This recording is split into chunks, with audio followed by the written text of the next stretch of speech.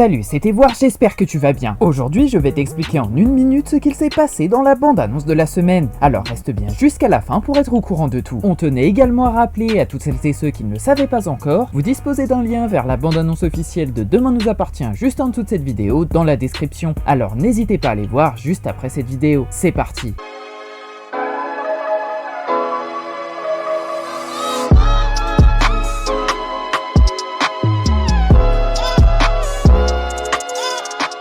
La semaine dernière, Viviane, la mère d'Audrey Roussel, a enfin pu faire la connaissance de sa nouvelle famille et retrouver une stabilité de vie en retrouvant un job, ce qu'elle n'avait pas eu la chance de vivre lors de ses 12 années passées en prison loin des siens. Malheureusement, les menaces qu'elle a continué de recevoir prouvent qu'une personne lui en veut toujours pour avoir ôté la vie de Jean-Pierre Roussel, et il s'agit de Magali, la sœur d'Audrey, ce qui a mené à son arrestation et au commencement d'une nouvelle intrigue à 7. Pour cette semaine dans Demain nous appartient, Bart, le patron du Spoon, se retrouve dans une chambre d'hôpital après avoir été victime de convulsions sous les yeux de Victoire Lazzari, qui n'a pourtant remarqué aucun signe de cette crise lors de la consultation avec son patient. Mais Victoire ne doit pas s'en vouloir, car la police décide de mettre son nez dans l'affaire et découvre que Bart a en fait été victime d'un terrible empoisonnement, et que la responsable pourrait bien être Philippine Julliard, qui souhaite toujours racheter son restaurant malgré son récent refus. Pour Viviane, la semaine prochaine sera bien plus calme et reposante que la précédente, et il faut dire qu'entre les menaces et son AVC il y a quelques temps, la pauvre grand-mère Roussel a encore du mal à se remettre de tous ces événements. Heureusement, sa fille, son gendre et ses petits-enfants sont prêts à faire des efforts pour l'aider à remonter la pente petit à petit, à commencer par Jack qui accepte de faire des efforts avec sa mamie grâce aux conseils de son petit copain Ryan. Puis Fred Lecomte qui essaie tant bien que mal de ne pas croiser son ex-Victoire pour éviter une situation gênante n'arrivera pas à réaliser une telle prouesse très longtemps lorsqu'il la croise dans la rue en train de s'énerver contre une pauvre petite dame. En effet, Victoire et Fred ont sans le savoir fait leur course en dents, et ce petit moment malaisant pourrait finalement les rapprocher plus qu'il n'y paraît, jusqu'au point où les deux tourtereaux s'apprêtent à organiser un magnifique dîner en tête à tête. La vidéo explicative est terminée, j'espère qu'elle t'a plu. Si c'est le cas, n'hésite pas à déposer ton like et éventuellement à t'abonner pour suivre les prochaines vidéos. Salut!